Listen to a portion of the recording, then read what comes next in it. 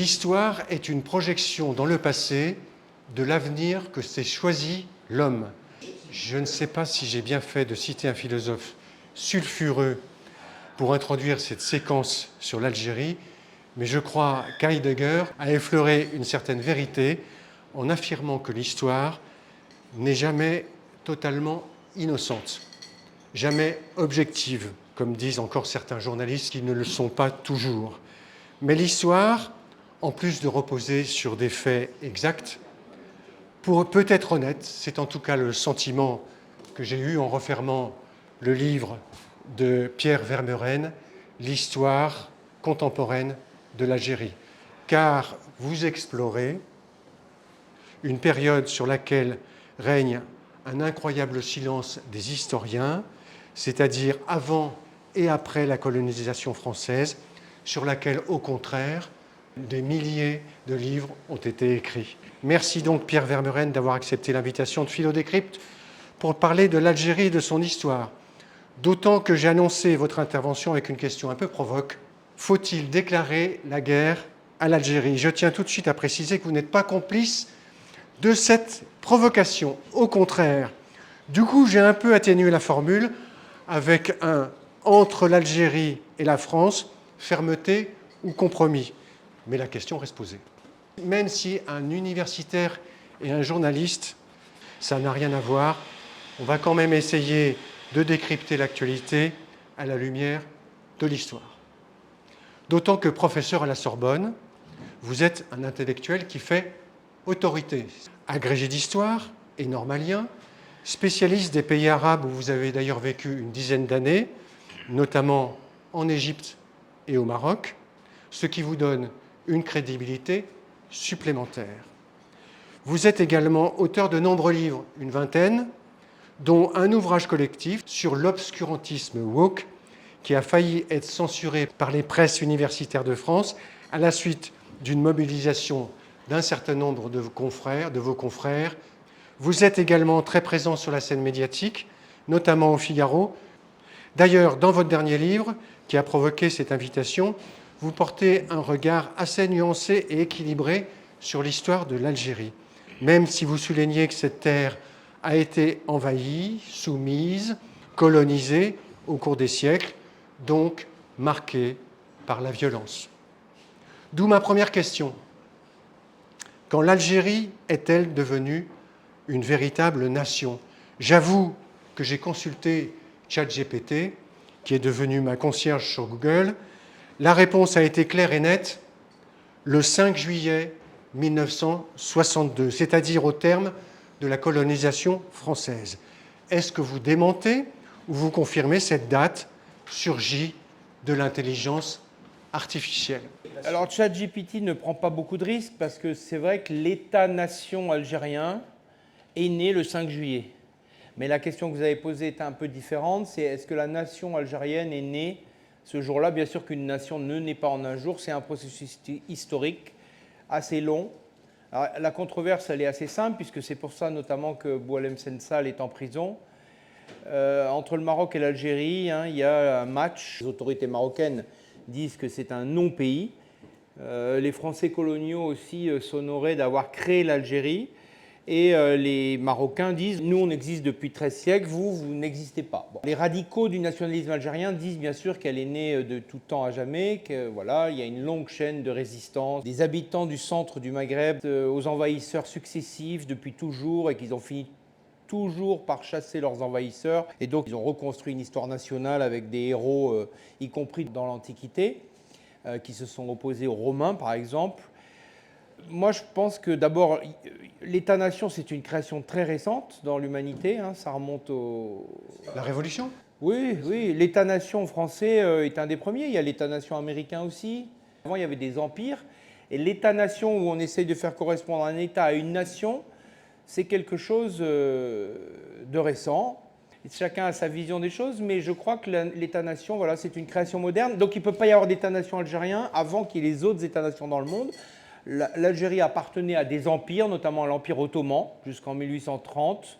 Donc voilà, la nation algérienne s'est constituée au sein de la colonisation française et en miroir du nationalisme français. Donc finalement, ça a abouti sur un mouvement nationaliste qui a fini par chasser les Français et qui a fini par créer son État-nation. D'où un nationalisme exacerbé en Algérie parce qu'il est très jeune. Alors justement, est-ce que le fait d'avoir été dominé, envahi et colonisé pendant des siècles a eu une influence sur la psychologie ou sur... Oui, c'est pour ça que je vous dis que le nationalisme algérien est un nationalisme à fleur de peau, en tout cas tel qu'il est exprimé par les autorités ou par certains intellectuels ou religieux, plus que par le peuple au fond, parce qu'évidemment c'est une création récente. Le Maroc c'est très différent. Eux ils ont une temporalité très profonde, très ancienne en disant que ils sont un des plus anciens royaumes du monde avec le Japon. Donc ils existent depuis plus d'un millénaire. Donc il y a une espèce de tranquillité sereine, une sérénité. Donc au fond, la colonisation française, c'est un épiphénomène qui n'est pas très important. En Algérie, la colonisation française est obsessionnelle parce qu'elle a été très invasive. Elle a profondément transformé le pays, on y reviendra. Et donc elle a créé un choc en retour extrêmement violent qui s'est manifesté en deux fois, une première fois par la création du FLN et le choc contre la France, et une deuxième fois par le choc islamiste contre l'État algérien lui-même dans les années 90, qui était en fait une forme de prolongation de ce nationalisme algérien, mais dans sa version purement radicale religieuse. Quelle a été l'influence majeure au cours des 15 derniers siècles? Les Arabes. L'Algérie, qui était au départ peuplée de L'Afrique du Nord, c'était un pays berbère. berbères qui n'étaient pas de religion musulmane. Non, l'islam n'existait pas. Dans l'Antiquité, l'islam n'existait pas. Et d'ailleurs, les Berbères ont embrassé successivement les religions de leurs envahisseurs. Tous les Berbères n'ont pas été envahis. Quand on regarde la carte de l'Empire romain, on voit que la Tunisie était totalement dans l'Empire, puis l'Algérie dans la partie orientale. Et puis plus on va vers le nord du Maroc, et plus la domination romaine se rapproche des littoraux. Et elle se termine vers Rabat, à peu près au Maroc, sur l'Atlantique. Une partie des Berbères se sont christianisés, et la grande transformation, c'est le 7e siècle, effectivement, l'arrivée des Arabes, qui ont engagé un double processus d'islamisation et d'arabisation. C'est-à-dire qu'ils ont, avec des vagues invasives successives, notamment les Hilaliens, les Arabes venant du Golfe, des tribus nomades, pour reprendre les mots d'Ibn Khaldoun, qui ont déferlé comme des sauterelles. Voilà, donc c'est évidemment la marque la plus forte, parce que les Ottomans s'inscrivent dans cette dimension islamique. L'Empire ottoman domine l'Algérie du XVIe au XIXe siècle, jusqu'à l'arrivée des Français, mais au fond, c'est l'Empire islamique. Donc il n'y a pas de rupture aussi importante. Et d'ailleurs, la colonisation turque n'est pas vécue comme telle. Les Algériens s'honorent même d'avoir fait appel aux Ottomans pour les protéger des Espagnols à l'époque de Charles Quint. Alors vous parlez aussi d'une époque, lointaine certes, mais qui a duré pendant un certain nombre de siècles, où Alger était un port d'attache d'un certain nombre de corsaires, et puis aussi un centre qui pilotait une partie de l'esclavage africain. Est-ce que ça a joué un rôle important dans l'histoire de l'Algérie? Alors la traite des subsahariens, elle a été millénaire depuis l'époque arabe, elle n'existait pas dans l'Antiquité. Une création arabo-berbère du Moyen-Âge, et elle a perduré, donc elle était là. Quand les Ottomans sont arrivés, ce système était déjà mis en place depuis longtemps, puisque les Ottomans sont arrivés au XVIe siècle. Les Ottomans, en revanche, ils ont fortifié la ville d'Alger et ils en ont fait le plus grand centre de la piraterie ottomane. Donc la piraterie, c'était une affaire d'État, c'était l'affaire de l'État ottoman, et notamment l'État d'Alger. C'était une province très importante de l'Empire ottoman parce qu'elle était sur le front face au Maroc, face à l'Espagne, face aux chrétiens, face à la France. Elle drainait aussi les esclaves et l'or du Mali. Donc pour toutes ces raisons, c'était une très importante province, une province guerrière, une province riche. 2 fois par an, les bateaux quittaient Alger et emmenaient l'or à Istanbul. Alors, cette piraterie, elle a connu son apogée. Vous parlez de plusieurs milliers d'otages qui sont ensuite négociés contre des rançons, souvent des Européens d'ailleurs. 1 300 000 Européens, on estime, ont été capturés en Méditerranée, soit sur les bateaux, soit sur les côtes. C'est pour ça qu'il y avait en Corse, vous avez vu, tous les villages sont en hauteur parce qu'ils se protégeaient des barbaresques. Et c'est comme ça dans tout le Midi, de l'Andalousie jusqu'à la Sicile. C'est quelle époque, ça? Ça, c'est 16e, 17e siècle. L'apogée de cette piraterie, c'est le 17e siècle. Ensuite, par étapes, les Européens y ont mis fin. notamment Louis XIV qui a bombardé Alger. En fait, tous les États européens payaient une taxe annuelle à Alger pour qu'on ne capture pas leurs ressortissants. Alors, elle vendait ses captifs, ce n'était pas pour en faire des esclaves. C'est pour ça que depuis le Moyen-Âge, d'ailleurs, les Européens ont envoyé des franciscains dans les villes d'Afrique du Nord qui étaient chargés de racheter les captifs. Donc c'était un vrai business. C'était un business, oui, très rentable, qui a duré très longtemps. On dit que c'est pour ça que les Français ont envahi l'Algérie. En réalité, il y avait ce souvenir très vif, notamment dans le Midi, la Provence, la Corse, de ces barbaresques, mais la piraterie était finie en 1830. Il restait presque plus d'otages dans Alger. Une question un peu délicate. Il y a quelques années, il y a eu un projet de loi qui voulait imposer dans les manuels scolaires français que la colonisation avait un certain nombre d'aspects positifs. Qu'est-ce que vous en pensez? Alors, cette loi n'a pas été promulguée. Est-ce que vous pensez que cette colonisation a eu des aspects positifs? Bon, les historiens ne calculent pas en termes de morale, si vous voulez. On ne dit pas ça c'est bien, ça c'est mal. Sinon, il ne resterait pas grand-chose à la fin. Dans la masse de l'histoire, il y a tellement de guerres et de conflits que ça l'emporte de beaucoup. On pourrait dire, si on parlait comme les gens du FMI, on pourrait dire que c'est une mise à niveau de l'Algérie et de l'Afrique avec le reste du monde. Depuis la Renaissance, l'Europe a décollé. Il y a eu un décollage intellectuel, artistique, culturel, puis politique, puis économique, qui a fini par créer un tel déséquilibre que l'Europe s'est retrouvée dans une superpuissance par rapport au reste du monde. Et qu'est-ce que c'est que la colonisation? C'est une forme de mise à niveau. En histoire, quand il y a un trop grand décalage entre deux civilisations, deux États ou deux économies, à la fin, il faut remettre les choses au même niveau. Et c'est un peu ça la colonisation. C'est-à-dire que les Européens, notamment les Français, très puissants au début du XIXe siècle, ont débordé sur la rive sud et puis surtout le continent africain et l'Asie par la suite. Il faut savoir par exemple que dans l'Empire ottoman et en Algérie, au Maroc, il n'y avait toujours pas de livres. Au début du XIXe siècle, il n'y avait pas de livres, c'était interdit par les oulémas. Ça fait quand même 3 siècles et demi qu'il y avait des livres en Occident.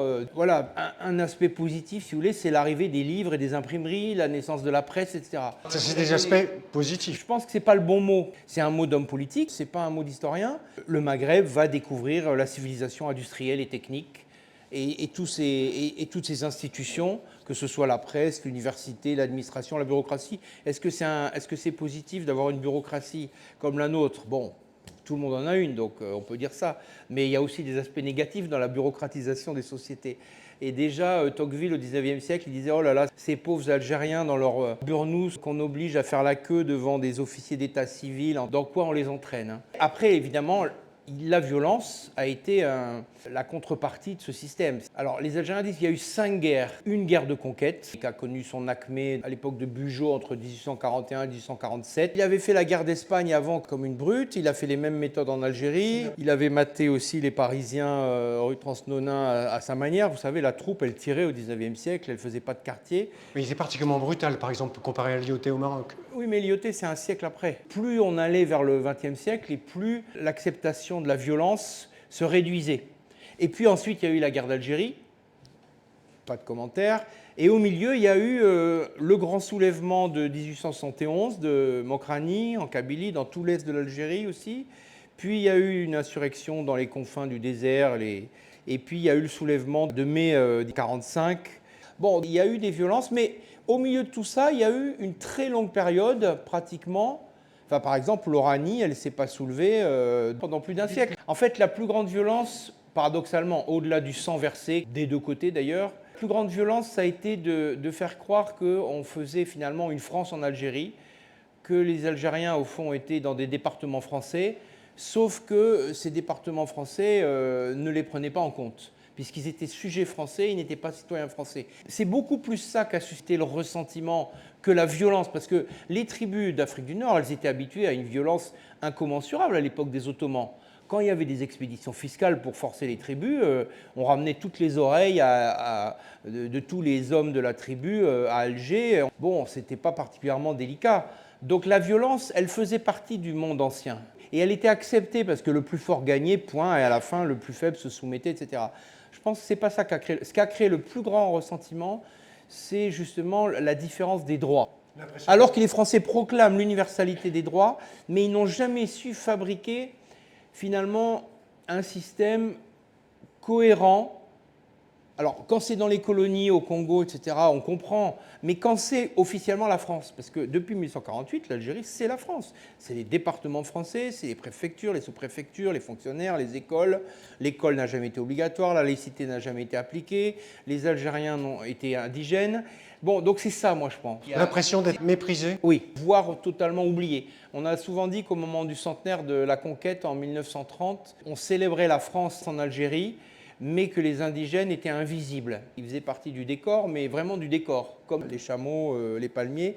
Et c'est ça, je pense, la pire violence, elle est là. Mais en fait, il y avait l'envie aussi de tirer parti de ces territoires éloignés et de profiter de leurs matières premières et des gens qui étaient sur place, qui étaient aussi une main-d'œuvre pas chère. Mais il n'y a rien à gagner en Algérie. D'ailleurs, Bugeaud lui-même, quand on lui demande en 1840 de faire un rapport, est-ce qu'il faut rester en Algérie? Il dit non, ça nous coûte cher, il n'y a rien, ça ne nous rapporte rien, ça va nous attirer que des ennuis, il vaut mieux partir. Puis il obéit, les militaires, il fait son boulot, mais il a dit non, qu'est-ce que vous voulez aller chercher là-bas?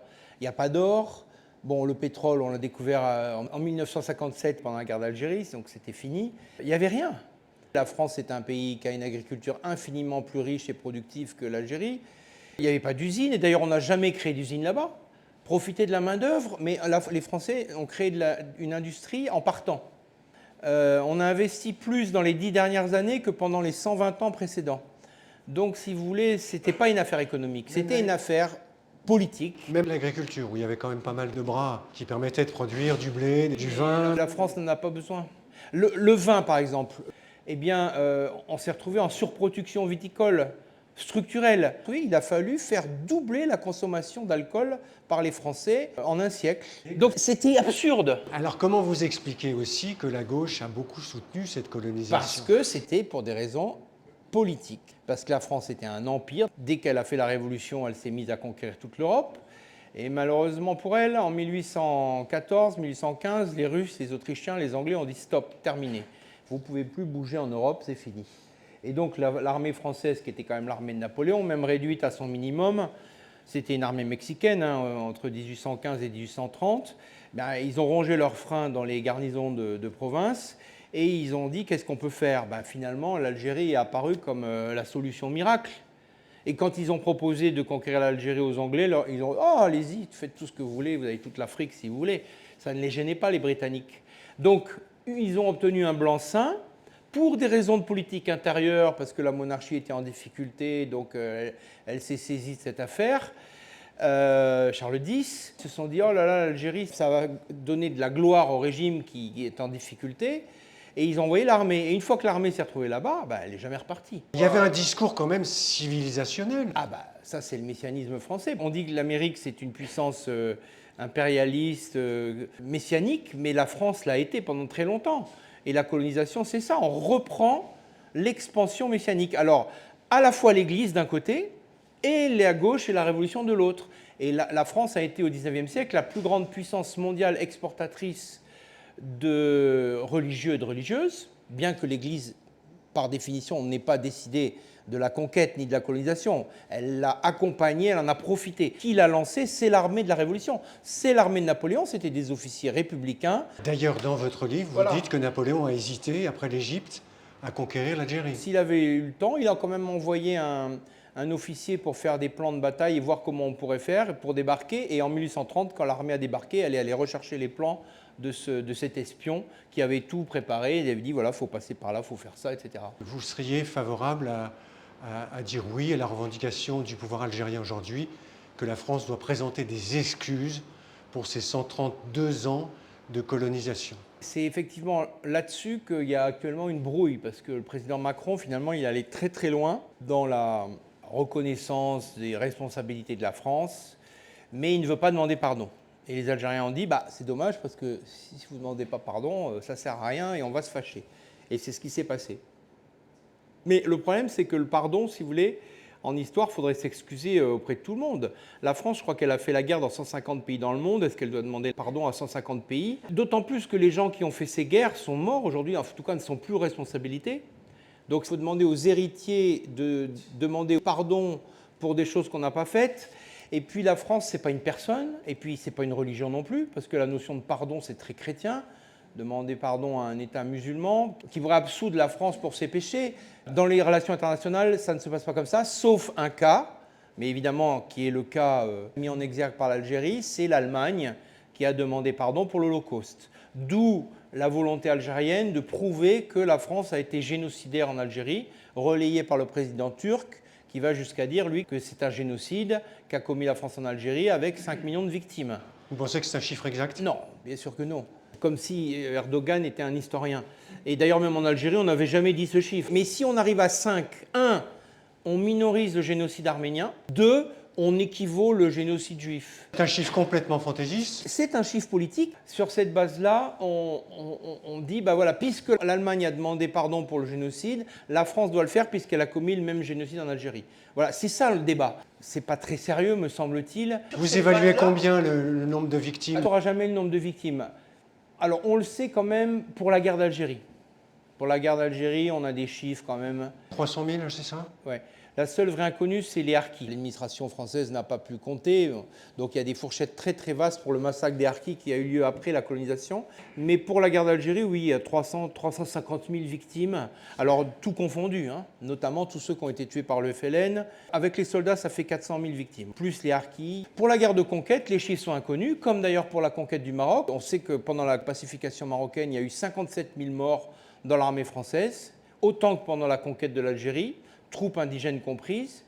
En revanche, les musulmans, c'est comme le tremblement de terre à Mayotte, on ne saura jamais. Pourquoi on ne saura jamais? Parce que les musulmans, ils enterrent à même la terre immédiatement, et il n'y a pas de signe sur les tombes. Donc les tribus, évidemment, elles n'allaient pas dire aux Français, vous avez tué tant de gens chez nous, puisqu'en plus c'était une honte. Voilà, donc ils étaient enterrés et c'était terminé. Donc il n'y a pas de comptabilité possible. Donc on est loin du chiffre de 5 millions. Mais vous diriez qu'on est plutôt en dessous d'1 million sur l'ensemble de la période? Oui, parce que pendant la phase de la conquête, il y avait 3 millions d'habitants en Algérie. Or, on stagne assez vite autour de 2 800 000 habitants, donc ça c'est probablement le prix de la conquête. Et puis ensuite, il y a eu une chute, mais qui est liée à la dernière famine en Algérie, sous le Second Empire. Il y avait 600 000 Kabyles, la moitié sont morts. Bon, mais il y a toujours eu des famines dans ces régions. Et simplement, les circuits commerciaux n'avaient pas encore été mis en place pour pallier à la survenue d'une telle famine qui a duré plusieurs années. Voilà, donc on ne peut pas les compter comme des victimes directes de la colonisation parce que de toute manière, la Kabylie n'a jamais pu nourrir ses habitants. Les guerres, oui, il y a eu 5 guerres. C'était les Ouled Sidicher, mais ça, c'est une guerre du désert qui n'a pas fait beaucoup de morts. La répression de Sétif et Guelma, elle a dû faire à peu près 8000 morts. Donc 350 000 Algériens, 8 000. Les Ouled Sidicher, c'est assez négligeable. La révolte de Mokrani, il y a eu des dizaines de milliers de morts. Et la conquête, probablement 200 000. Bon, mais voilà, il y a eu probablement beaucoup plus de morts au Vietnam et en Indochine qu'il y en a eu en Algérie. Est-ce que toute cette histoire explique qu'au fond, l'indépendance de l'Algérie, qui a été quand même menée par la France, a été complètement ratée? Ah, c'est un fiasco. C'est un fiasco complet parce que ça annihile 130 ans de travail, le transfert culturel massif de tout un tas de pratiques. Et tout ça, c'est rejeté d'un bloc par les Algériens, par étapes, bien sûr, on le voit bien, parce que plus on s'éloigne de l'indépendance, plus le sentiment anti-français progresse. Mais en tout cas, c'est un très grand gâchis. De Gaulle avait compris ce qui se passait, et pour que l'Algérie ne bascule pas dans le camp des nationalistes arabes anti-occidentaux et surtout des communistes, il a arrosé l'Algérie de coopérants, de capitaux. Il faut savoir que le plan de Constantine, c'est un vrai plan qui vise à industrialiser et à créer 1 million de logements, plus la politique des 1000 villages, etc. Donc l'Algérie sort plus riche de la guerre d'Algérie qu'elle n'y était rentrée, plus de logements, plus d'usines, une industrie pétrolière. Et en plus, il a financé le plan de Constantine jusqu'en 1965. Et entre 1962 et son départ en 1969, il a déversé 20 milliards de dollars sur l'Algérie. Il y a un accompagnement financier et humain incroyable, parce qu'en plus des dizaines de milliers de coopérants, y compris avec l'armée, dès l'été 62, les Algériens ont accepté parce qu'ils n'avaient rien, parce qu'ils étaient francophones, ils n'étaient pas arabophones, et donc il a fallu attendre l'arabisation à la fin des années 70, une fois que les Algériens se sont sentis capables d'enseigner la langue et surtout de faire venir des coopérants d'Égypte pour sortir de cette dépendance à la France. Mais au fond, c'est un très grand gâchis parce qu'il a créé beaucoup de ressentiments et il a annihilé le projet français. Alors c'est pire au Vietnam. Et en Indochine, tous les Français ont été mis dehors et on est passé sans transition au communisme et à un hypernationalisme. Et l'héritage français aussi a été anéanti, l'apothéose étant le Cambodge où toutes les personnes sachant lire et parler ont été exécutées. Oui, c'est un gâchis incroyable. Est-ce qu'au fond, ça ne révèle pas que la France se sentait coupable? Les catholiques se sentent toujours coupables. De Gaulle pas moins que les autres, et la classe politique française, elle se sent effectivement coupable. C'est un héritage, même si on n'est pas catholique, on est resté coupable. Donc oui, c'est un sentiment très présent, mais ça s'est développé, si vous voulez, après la colonisation. D'ailleurs, le Parti communiste, il soutient la répression de Sétif-et-Guelma sans dire un mot, hein. Il est au gouvernement avec De Gaulle, il n'y a pas de problème. Tout le monde est aligné en 1945, les communistes traitant les insurgés de fascistes. Et le Parti communiste est favorable à garder l'Algérie française et l'ensemble de la gauche. Il faut attendre les années 57, 58, 59 pour que des fractions de la gauche, et notamment du PSU, et puis ensuite les syndicats étudiants qui basculent dans l'opposition à l'Algérie française. Et en fait, à partir des années 60, là, effectivement, il y a un reflux massif et on bascule dans une autre période. Pourtant, d'après un certain nombre d'observateurs, au moment des accords d'Évian, la France cède beaucoup alors qu'elle est en position de force militairement. Oui, elle a gagné la guerre militairement.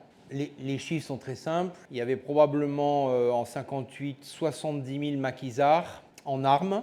Et il en reste à la fin de la guerre d'Algérie 8 à 10 000, dont la moitié ont des armes et encore. Et réfugiés dans les grottes et les montagnes de Kabylie et des Aurès. Avec en face? Et en face, il y a une armée de 400 000 hommes qui tient le territoire. Donc la guerre militairement a été gagnée, mais elle a été perdue diplomatiquement et politiquement. Diplomatiquement parce que le FLN a très bien manœuvré vis-à-vis des autres Européens, vis-à-vis des Américains, vis-à-vis des blocs de l'Est et vis-à-vis des puissances du tiers-monde et des pays arabes. Donc tout le monde soutient l'Algérie, tout le monde est fâché avec la France. Donc De Gaulle, il sait qu'il ne pourra pas y couper au fait de lâcher l'Algérie. De toute manière, lui, dès le début, il pense qu'il ne fallait pas y aller, que ça ne l'intéresse pas l'Algérie. Il veut en sortir tout de suite. Mais il sait que voilà, il y a l'armée, il y a les pieds noirs, il y a l'opinion française, les élites françaises qui sont toutes embarquées dans cette affaire et qui veulent continuer la guerre, garder l'Algérie. Donc il va négocier pendant 4 ans et à la fin, il va réussir à imposer ses vues. Vous y croyez, l'histoire de Colombelle et de Mosquée? Oui, c'est vrai, c'est une confidence à perfide. C'est très cohérent par rapport à tout ce qu'il a dit. Dès qu'il a connu l'Algérie pendant la guerre, puisqu'il dirigeait la France libre depuis Alger, il trouvait que c'est une construction complètement baroque et il ne comprenait pas pourquoi on allait là-bas et on y restait, etc. Et on engloutissait beaucoup de moyens. La question diplomatique et la question politique. Parce que la question politique, c'est qu'on n'a pas de projet, en fait. Il a donné la citoyenneté française à tous les Algériens en 1958. Donc on se retrouve avec une France qui a 10 millions de citoyens musulmans français, dans un pays qui à l'époque compte 45 millions d'habitants, et il le dit lui-même, hein, dans 20 ans il y aura 20 millions d'Algériens, dans 30 ans il y en aura 30, donc on va se retrouver avec un pays de culture totalement mixte. Les Algériens, vu l'état de l'économie algérienne, vont venir s'installer en métropole par millions, et on va avoir un autre pays, et il ne veut pas d'un autre pays. Ils sont 60 aujourd'hui, 60 millions. Oui, tout à fait. Et ça, De Gaulle le dit, il dit non, et d'où l'histoire des 2 mosquées. L'incohérence, c'est qu'en même temps, c'est lui qui ouvre les portes de l'immigration algérienne en France dès les accords d'Évian. Alors, sauf que les accords d'Évian ont été faits pour les pieds noirs et sur la base de la réciprocité, mais comme les pieds noirs sont partis, on aurait pu arrêter là. Elle est restée en place et elle a été confirmée en 68 par le fameux accord migratoire. Parce qu'à l'époque, personne parmi les dirigeants européens ou d'Afrique du Nord pensait que les Maghrébins allaient venir s'installer en Europe avec femmes et enfants et y rester et y faire leur vie. L'immigration était vue comme un moyen économique temporaire de venir gagner un peu d'argent en Europe pendant 2-3 ans. Et donc, personne n'imaginait, y compris chez les dirigeants du FLN, qu'au contraire, ils considéraient que c'était une honte qu'un pays fraîchement indépendant ne puisse pas nourrir ses enfants. Donc, un mal nécessaire pour les Algériens, un mal nécessaire pour le roi du Maroc, un bien nécessaire du côté français parce qu'il fallait des bras dans l'industrie, etc. Personne n'imaginait la suite. Et cette pensée reste dominante jusqu'aux années 80. Alors vous parlez du Maroc justement. Alors il y a une grande différence entre la façon dont le Maroc a pris son indépendance et l'Algérie a pris son indépendance. Comment vous expliquez cette différence? C'est assez simple. D'abord, le Maroc n'est pas une colonie, pas plus que la Tunisie. Deuxièmement, le protectorat est basé sur un accord diplomatique entre le sultan et la France. Et donc le sultan du Maroc, il est resté le chef de l'État marocain, même pendant la période coloniale. Donc les Marocains ne sont pas des indigènes, ce sont les sujets du sultan, comme les Tunisiens sont les sujets du bey. Et sur cette base-là, donc, ce sont des pays étrangers, protégés par la France. Donc, ce qu'il faut faire sauter, si on veut les décoloniser, c'est de faire sauter le traité de protectorat. Et non pas renverser tout, parce qu'en Algérie, il y a un État colonial, mais les Algériens n'ont pas voix au chapitre, c'est pas eux qui dirigent. La France s'appuie sur les élites indigènes pour tenir le pays, le diriger. D'ailleurs, lesquelles élites indigènes sont complètement corrompues et ont reçu d'ailleurs 3 millions d'hectares, autant que les colons, pour avoir la paix sociale, parce qu'une fois qu'on a enrichi les chefs de tribus, les notables religieux, etc., le pays est tenu, puisque ces élites indigènes ont intérêt à la poursuite de la colonisation, puisqu'elles sont associées à la réussite coloniale française. C'est pour ça d'ailleurs que le FLN va les désigner comme les premiers à abattre. Au Maroc, c'est pareil, mais sauf que c'est sous la tutelle du sultan. Et donc le sultan, il faut avoir un accord avec lui. Alors d'abord, on s'est fâché avec lui, on l'a exilé à La Réunion. Et puis au bout d'un moment, il a bien fallu convenir que voilà, c'était pas tenable parce que ça commençait à dérailler. Et au fond, la priorité, c'était de garder l'Algérie, certainement pas le Maroc et la Tunisie. Je viens de lire un bouquin d'ailleurs remarquable sur Benoît Méchain, le fameux collabo qui est devenu historien des pays arabes notamment, mais un infâme collabo quand même. Il dit une chose assez incroyable, et c'est rapporté par ce journaliste qui a fait une biographie assez fouillée de ce Benoît Méchain. Il dit une chose, la différence entre la colonisation du Maroc et la colonisation algérienne, c'est inspiration Lyautey, avec un respect des Marocains, alors qu'il dit impulsé par Bugeaud avec un mépris des Algériens. Mais est-ce qu'il n'y a pas eu une attitude extrêmement différente de la France vis-à-vis du Maroc et vis-à-vis de l'Algérie? Vous l'avez dit sur le plan structurel, mais aussi sur le plan de la psychologie. Oui, c'est-à-dire que Lyautey, quand il est sorti de Saint-Cyr, il était aspirant 2 ans en Algérie, il est ensuite allé au Tonkin, Madagascar, etc. Et il est revenu en Algérie, il était gouverneur au sud de l'Oranie, et puis il est devenu chef de la région militaire d'Oran. Donc il a passé 10 ans en Algérie avant de s'occuper du Maroc.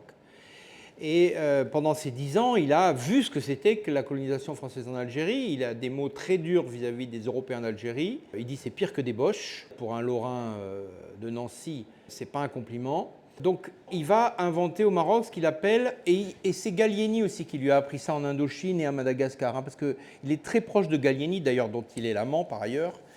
Et Gallieni invente cette politique, parce que les Français ils sont très peu nombreux en Indochine. Très peu nombreux. Il y a quelques milliers de Français dans une masse de dizaines de millions d'Indochinois. Donc, il faut être subtil. Donc, il faut ménager les élites, les flatter, les respecter, parler leur langue. C'est ce que Lyautey appelle la politique des égards.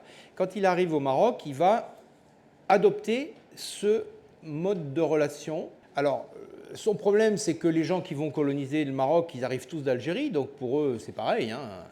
Un indigène est un indigène. Mais lui, il instaure ça, il est très révérent avec le sultan. Alors en plus, comme il est monarchiste, il admire le Maroc en tant que monarchie médiévale et féodale, voilà, et il dit, bon, nous, on a pété la nôtre en France, on a tout détruit en Algérie, moi, je vais sauver celle-là. Je vais sauver ses élites, son roi, sa religion, ses traditions, et il en fait un musée du Maroc. Alors qu'en face, en Algérie, c'est plutôt tribal. Ah non, c'est tribal partout.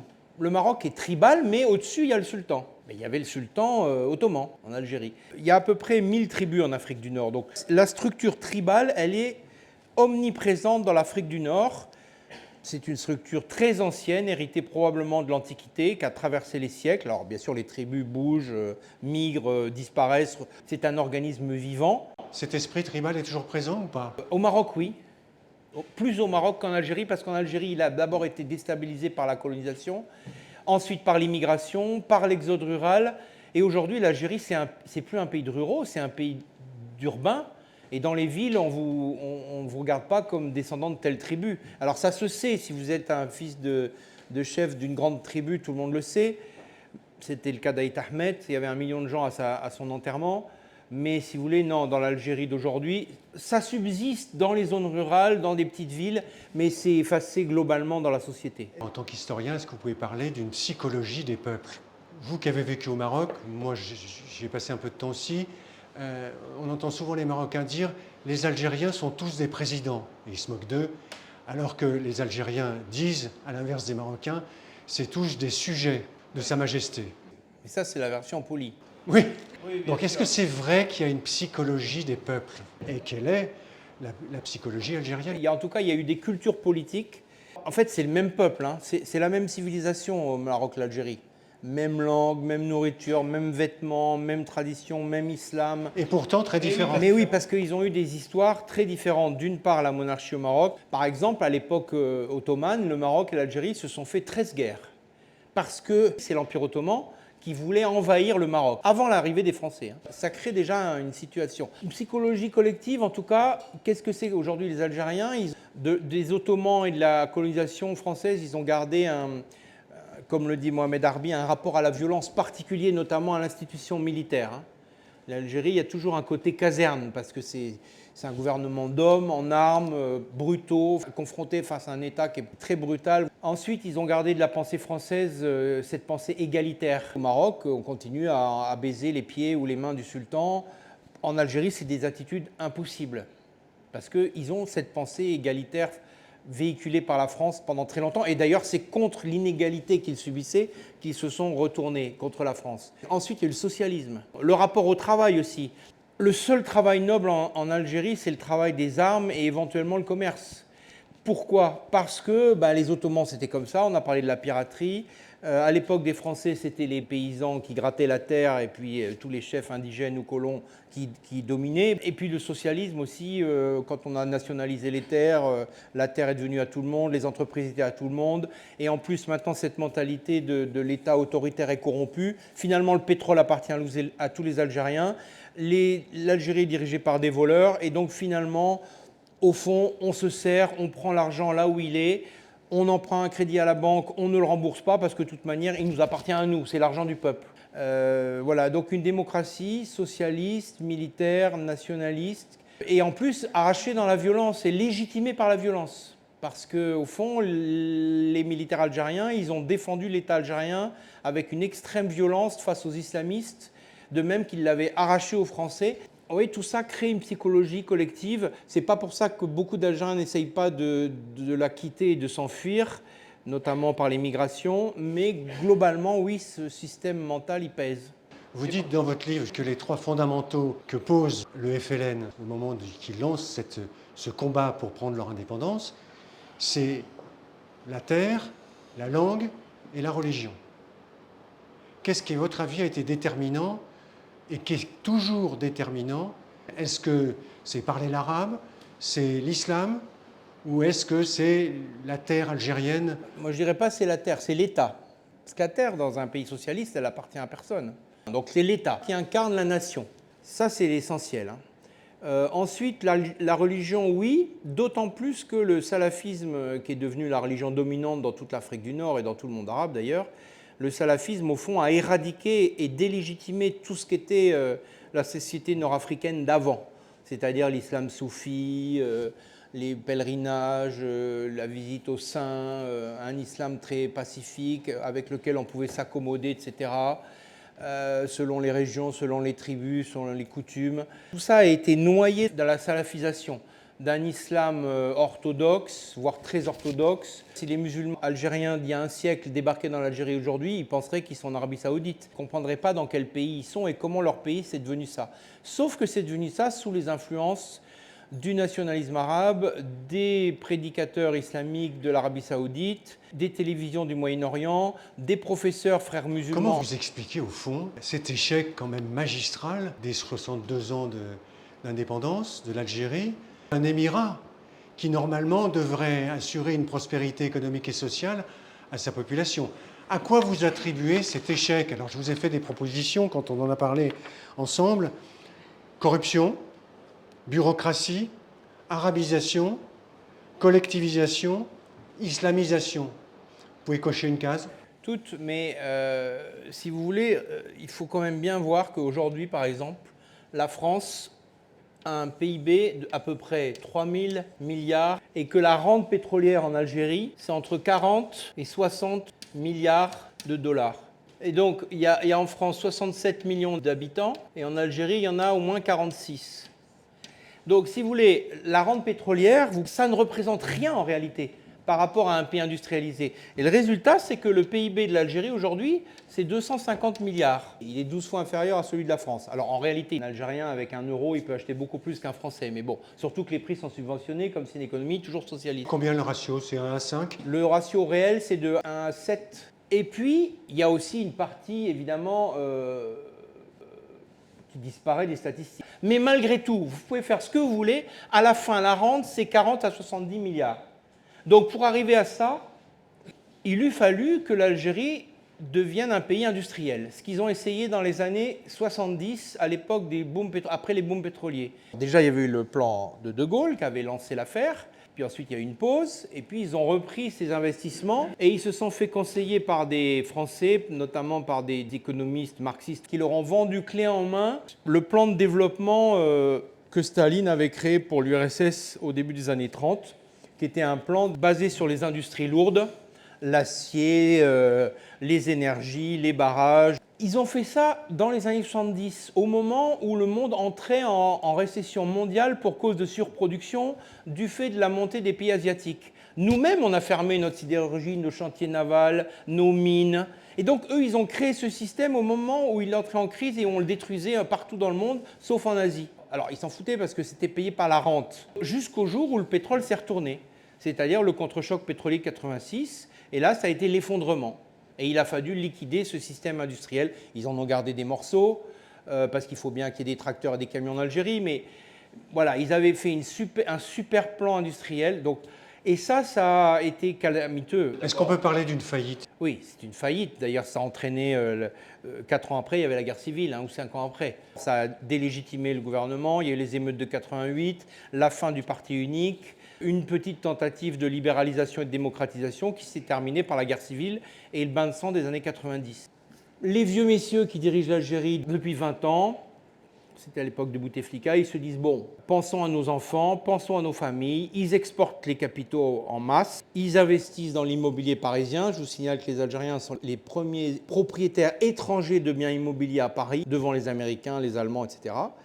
Et du coup, après nous le déluge. C'est un peu ça, malheureusement, le problème, parce que l'Algérie, contrairement, par exemple, aux Émirats arabes unis ou à certains États du Golfe, et aujourd'hui à l'Arabie saoudite, qui prévoient l'après-pétrole, on a l'impression qu'en Algérie, ils savent qu'il y aura un après-pétrole. Mais ils se disent, bon, c'est pas grave parce qu'on a des gaz de schiste au Sahara, on a une rente de situation parce que l'Algérie est très bien placée, on a des richesses minières, on a du fer, donc on se débrouillera toujours. Et donc, ils n'investissent pas, ils n'osent pas essayer d'ouvrir les portes à une économie d'entreprise qui pourrait tirer ce PIB vers le haut et changer la situation. Du coup, on continue, c'est l'économie de rente dans toute sa splendeur. La corruption joue un rôle déterminant, non seulement parce qu'il y a de l'argent détourné, mais aussi parce que ça empêche de prendre des vraies bonnes décisions.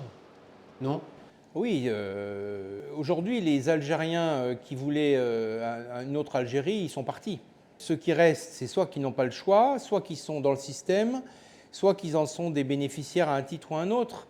Alors, on a vu qu'au moment du Irak, il y a le projet d'une autre Algérie est en germe, mais il n'y a pas de plan de développement, d'industrialisation, de passage à l'économie numérique. Ça paraît tellement compliqué, c'est tellement bureaucratique, parce qu'ils ont empilé la bureaucratie ottomane, la bureaucratie française et la bureaucratie socialiste, et la bureaucratie militaire. Donc ils sont étouffés de bureaucratisation. Donc on dit souvent qu'en France, pour créer une entreprise, c'est la croix et la bannière. Alors en Algérie, c'est tellement compliqué. Et puis il y a tout un tas de gens dans l'administration qui vont essayer de récupérer un bac chiche. Du coup, il y a une sorte d'asthénie et on attend soit un miracle, soit que le régime se réforme, mais il n'est pas parti pour se réformer. Vous parlez de bureaucratie militaire. Comment vous expliquez cette emprise depuis 62 ou 63 ans de l'armée sur le pays? Elle tient tout.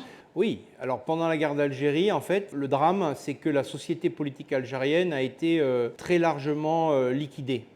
Soit parce que c'était des militants qui ont été tués dans la guerre, soit parce qu'ils ont été assassinés parce qu'ils n'étaient pas dans le FLN, je pense au MNA de Messaliadj, soit parce qu'ils sont partis à l'étranger. Et il en restait quand même une partie à la fin qui dirigeait le GPRA. Or, à l'été 62, il y a eu un coup d'État de l'armée. de Boumedienne qui a utilisé Ben Bella, mais c'était l'armée et ses services de renseignement qui ont liquidé l'option démocratique et qui ont installé le pouvoir de l'armée au titre de la victoire des militaires dans cette guerre. Alors que c'est les diplomates qui l'avaient gagné fondamentalement, parce que l'armée des frontières de Boumedienne, elle n'a jamais combattu la France. Elle était à l'extérieur des frontières et elle est rentrée en Algérie à partir du 5 juillet par petit. Et cette armée, elle a fait un coup d'État en août 62. Mais Salih Hadj et les autres ont tous raconté ça dans des livres très intéressants. Puis on en est toujours là. C'est l'armée qui dirige l'Algérie depuis 60 ans. Et en plus, elle a été relégitimée en sauvant la République face aux islamistes. Comment vous qualifiez le régime politique aujourd'hui en Algérie? Est-ce que c'est une dictature militaire, une république islamique? Est-ce que c'est une démocrature, comme on dit aujourd'hui? C'est un peu tout ça. Il y a les textes en Algérie, il y a les textes et il y a la réalité. Les textes, c'est une très belle constitution. La démocratie, à travers les textes constitutionnels et législatifs, elle est, à part les femmes, qui sont sous statut charia depuis 1983, c'est un système démocratique. Il y a un parlement, il y a des contre-pouvoirs, il y a une haute cour de justice, il y a un conseil d'État et tout ce que vous voulez.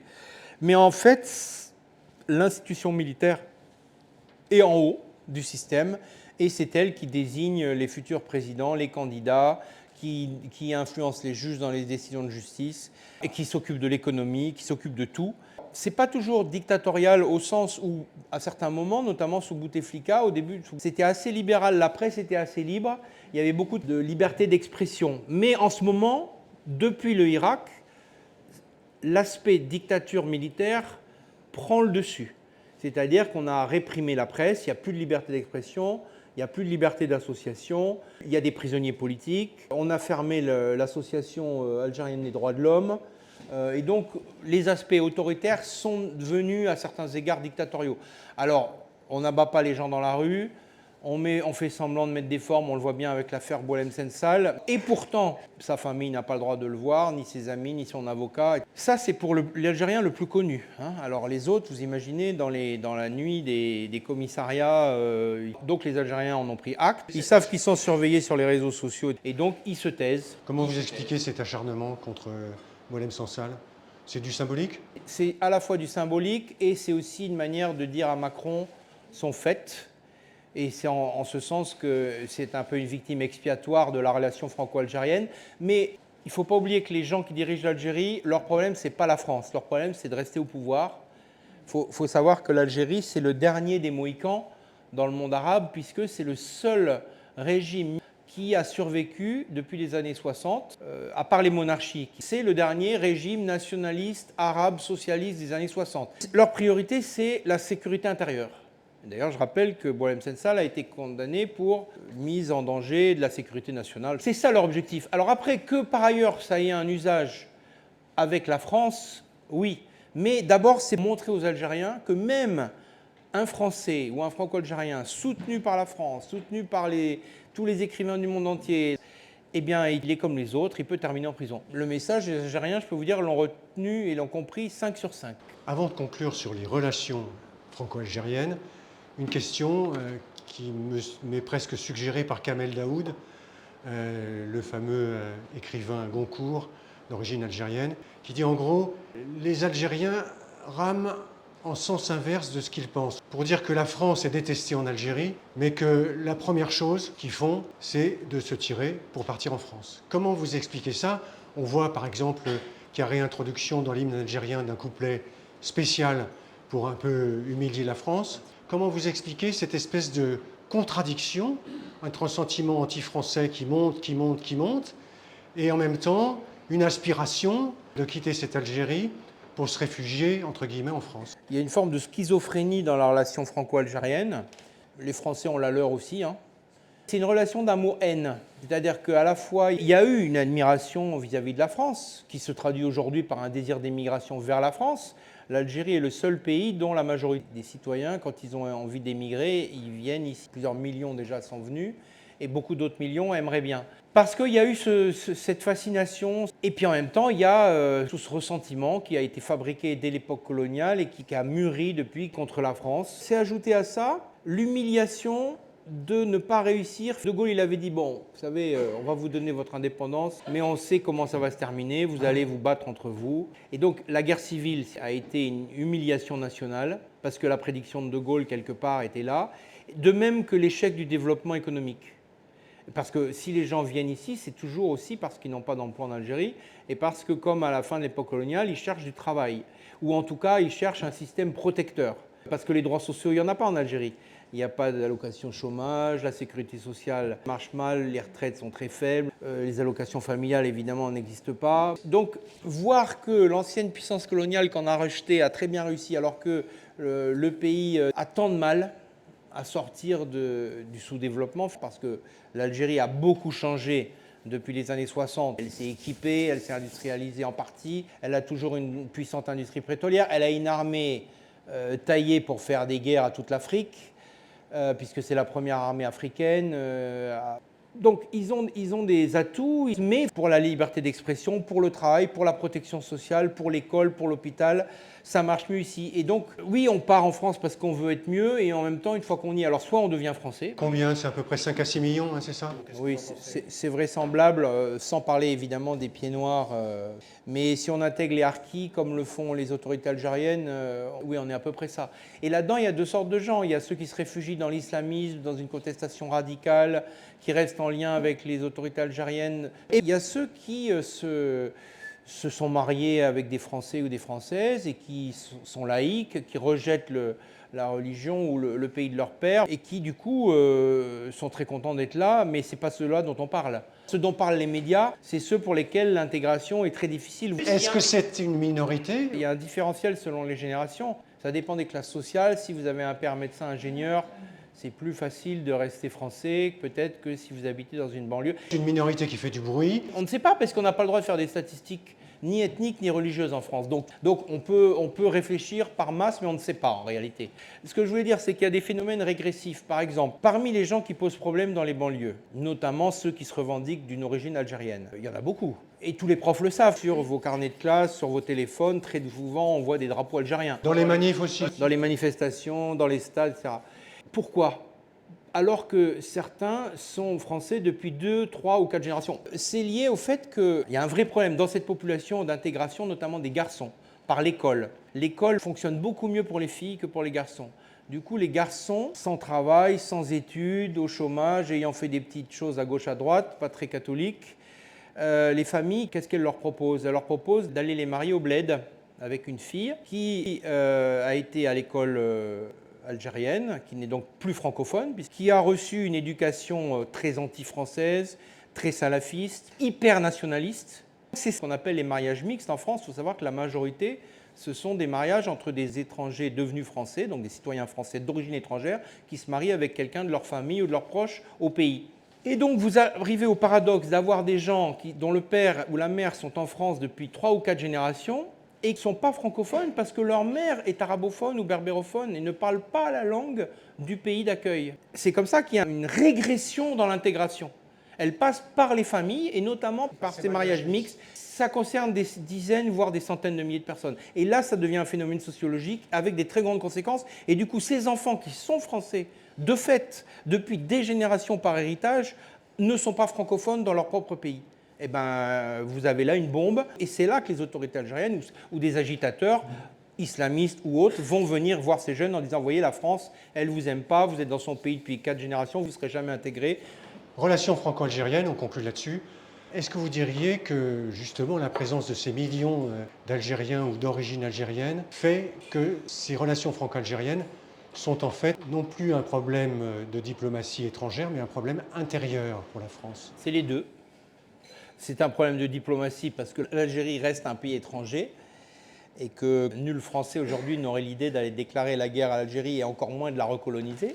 La question en France, c'est qu'est-ce qu'on est allé faire en Algérie?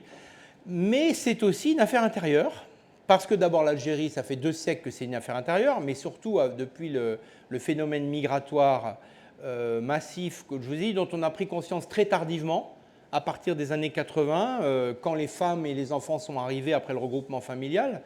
Là, s'est posé la question de savoir ce qu'allaient devenir ces jeunes.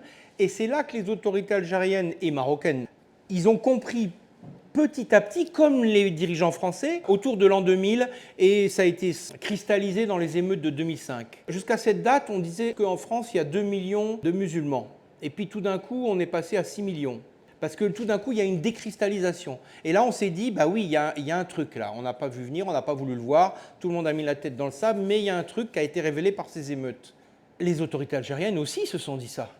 D'autant plus que c'était à l'époque de Bouteflika, très bon connaisseur de la France, et qu'il fallait faire oublier la décennie noire en Algérie.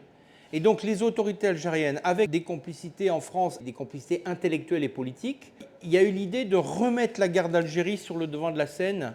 Alors du côté algérien, c'est très clairement pour faire oublier la guerre civile, et c'est pour ça qu'on remet encore le couplet contre les Français, et que par ailleurs on pactise avec les islamistes parce qu'on veut oublier ce qui s'est passé, parce que la guerre entre les Algériens c'était l'abomination, il faut absolument l'oublier, alors qu'évidemment rien n'est oublié. Mais finalement les Français c'est un ennemi plus pratique que les salafistes, donc on ressuscite l'ennemi français, et puis en France la culpabilité, là on retombe dans les guerres franco-françaises dont on est si friand, et donc la rencontre entre les deux a ressuscité la guerre d'Algérie, puisque Mélenchon ou d'autres en parlent tous les jours. Et ça, effectivement, c'est une porte d'entrée pour des agitateurs ou pour les autorités algériennes qui, en affrontant la France diplomatiquement ou symboliquement, on parlait tout à l'heure de l'affaire Sensal, mais il y a bien d'autres terrains de bataille, au fond, maintiennent leur population dans un état de tension qui permet de faire oublier les problèmes du pays. Il y a eu la guerre civile, puis il y a eu le Irak. Or, le Irak, qu'est-ce que c'était? C'était le soulèvement de la population algérienne, de dizaines de millions d'Algériens contre l'autoritarisme. Et c'était des manifestations démocratiques, très politiques, très clean, sans violence, avec des objectifs et des références très précises, notamment sur la guerre d'Algérie. Et les Algériens, les autorités, ont accusé les Kabyles de France d'avoir été le fer de lance, l'âme damnée de cette révolte, de l'avoir fomentée, entretenue. Et la chasse aux Kabyles en Algérie aujourd'hui très violente, et même en France, la surveillance, l'omnisurveillance, c'est aussi un moyen pour les autorités algériennes de garder cette population dangereuse et éloignée sous la férule. Dernière question, quelle est la solution alors? Il n'y en a pas. Faut-il déclarer la guerre à l'Algérie? C'est-à-dire, faut-il faire des compromis ou faut-il au contraire faire preuve de fermeté? C'est très important la manière dont va se résoudre l'affaire Sensal. Bon, d'abord, il ne se passera rien dans les 2 ans qui viennent parce qu'on sait que le président Macron, quels que soient ses sentiments envers l'Algérie, il est paralysé par rapport à ce pays. Pourquoi? Je ne sais pas. Il ne va pas affronter ce pays. Macron, c'est très simple, il a repris la politique de François Hollande et il a voulu réconcilier la France avec l'Algérie, sur le modèle de Gaulle, traité de l'Élysée avec l'Allemagne. Chirac l'avait voulu, Sarkozy l'a voulu, Hollande l'a voulu, Macron l'a voulu, et ils ne l'ont pas fait parce que les Algériens ne veulent pas. Bon, ils ne veulent pas se réconcilier avec la France. Bon, ils veulent que la France demande pardon. Et la France ne veut pas demander pardon. Donc on est dans une impasse. Voilà, donc on est dans une impasse avec l'Algérie qui est confirmée, et il n'y a pas de solution. Mais l'affaire Sensal va être quand même très importante parce que la France en a quand même fait un symbole. Un Français, c'est même un grand écrivain français. Mais si il est condamné à 10 ans de prison et qu'il reste en prison, c'est une gifle donnée à la France et il faudra en prendre acte. Pas en déclarant la guerre, mais en disant, à ce moment-là, écoutez, puisque vous considérez que nous sommes votre ennemi, c'est ce qu'a dit un chef d'État algérien, il a dit l'éternel ennemi français. Donc il faut en prendre acte et il faut, sur tous les domaines de la coopération qui demeurent, parce que la coopération économique, il ne reste pas grand-chose, donc il reste l'accueil des étudiants étrangers, il reste les consulats, il reste les instituts français en Algérie, il reste les visas. Il va falloir petit à petit désactiver tout ça et puis dire aux Algériens, bon vent, au fond, si on vous insupporte et si notre pays vous rend à ce point malheureux et agressif, il faut que chacun reprenne ses clics et ses claques et qu'on soit libéré au fond de cette relation qui nous enchaîne et ne nous fait pas beaucoup avancer. Fermeté donc. Fermeté. Si le président, enfin l'armée décide de libérer Sensal, ils enverront un signal que, au fond, ils ne veulent pas la rupture, et à ce moment-là, on pourra peut-être commencer à s'entendre, c'est-à-dire à discuter sur... Il y a beaucoup de choses en discussion, hein. Il y a les accords diplomatiques, il y a les accords migratoires, il y a les accords de coopération. On ne peut pas être le dindon de la farce. Ils achètent leurs armes aux Russes et maintenant aux Américains depuis l'élection de Trump. On n'est jamais trop prudent. Les grands contrats, aujourd'hui, ce sont les Chinois. Les biens alimentaires, les voitures, les trains, c'est l'Allemagne, c'est l'Italie. Nous, on est bon pour faire l'histoire. Et d'ailleurs, qui ne veulent pas faire en commun, puisqu'il y a cette commission des historiens qui est très sympathique, qui est animée par des gens bien, mais l'armée algérienne jamais n'acceptera d'ouvrir ses archives. Donc on ne peut pas faire d'histoire sans archives. Donc on a les archives françaises qui sont ouvertes, les archives algériennes qui sont fermées. Voilà, donc nous on ne peut pas être là pour le bureau des plaintes, le bureau des Chicaya, et puis les autres pour le business. Donc il faudra réviser les choses tout en sachant qu'on ne peut pas non plus rompre parce que il y a des millions de franco-algériens. Donc il faudra être subtil. Vous êtes optimiste? Non. Non, parce que au fond, ce régime n'a pas intérêt vraiment à se réconcilier. Vous ne pouvez pas vous réconcilier avec quelqu'un qui ne veut pas le faire. C'est leur fonds de commerce, cette guerre avec la France? C'est ce qui reste de leur légitimité, parce que la légitimité du FLN, de l'État-nation algérien, de l'armée algérienne, c'est d'avoir vaincu les Français. Et d'ailleurs, tout le reste dans le monde arabe s'est effondré. Saddam Hussein, le Baas, le nasserisme, le kadhafisme, bon, à part les monarchies. Qu'est-ce qui reste? La victoire du FLN sur la France. Et, dans un autre registre, les Palestiniens. C'est les deux figures du héros aujourd'hui dans le monde arabe. Le Palestinien comme victime, l'Algérien comme victorieux. C'est leur capital. Et donc, maintenir la tension avec la France, c'est maintenir et perpétuer ce capital. Et notamment aux yeux des islamistes, parce que les islamistes, sur ce point-là, sont parfaitement en raccord avec cette vision des choses. Quel rôle jouent les islamistes aujourd'hui en Algérie? Les Français ont gagné la guerre militaire contre l'Algérie et ils ont perdu le pays. Les islamistes ont perdu la guerre et ils ont gagné le pays. Parce qu'ils étaient les plus forts, parce que c'était l'idéologie dominante, parce que la société est très religieuse, parce qu'il n'y a pas de modèle alternatif. C'est-à-dire une fois que vous avez raté le socialisme, le développement, l'instruction, que vous n'avez plus le droit d'immigrer, il vous reste la religion et l'islam a été vendu par les frères musulmans d'une manière très habile. Et finalement, c'est devenu l'idéologie de substitution qui a repris à sa charge le nationalisme algérien dans sa version religieuse, parce que la guerre d'Algérie, c'était aussi un djihad inconnu des Français et de l'armée française, mais qui était bien réel dans les maquis. Et l'État algérien, il a repris finalement à son compte une partie de l'idéologie religieuse, pour le coup, en disant aux islamistes, vous faites des affaires, vous avez les mosquées, vous avez l'école, vous avez la société, vous avez tout ce que vous voulez, mais vous nous laissez les armes, la police, la justice et le pétrole. Mais au fond, c'est pratique pour gouverner, un peuple soumis à des règles religieuses, à une morale autoritaire, etc. Est-ce que le pouvoir algérien est fragile? Effectivement, c'est un gouvernement qui est fort parce qu'il a une puissante armée, puissant service de renseignement et que les ressources de l'État passent par lui, mais c'est une force qui n'est pas une légitimité morale, politique, intellectuelle. Bon, quand c'était Boumedienne, on peut dire ce qu'on veut, mais voilà, il avait gagné la guerre contre la France. Maintenant, les gens qui dirigent l'Algérie, ils étaient enfants au mieux pendant la guerre d'Algérie, donc ils n'ont plus cette légitimité-là. Et donc, oui, c'est un gouvernement faible et qui a une vision très court-termiste en plus. Parce que le fait de ne pas préparer l'Algérie de demain, si vous voulez, l'Algérie, elle a connu un boom démographique énorme. 10 millions d'Algériens sont nés dans les années 2010. Plus d'1 million par an. Donc il va y avoir une bombe démographique algérienne. Ces gens-là auront 20 ans dans 10 ans. On va leur proposer quoi? Au moment où la rente pétrolière va se tasser et où rien n'a été préparé. Donc le fait que ces dirigeants n'anticipent pas la suite, ça conforte cette vision des choses. Parce qu'au fond, on dirait qu'ils n'envisagent pas de futur. Le Maroc, l'Arabie Saoudite, les Émirats, les Égyptiens aussi, ils envisagent la suite. Là, on dirait qu'ils n'envisagent pas la suite.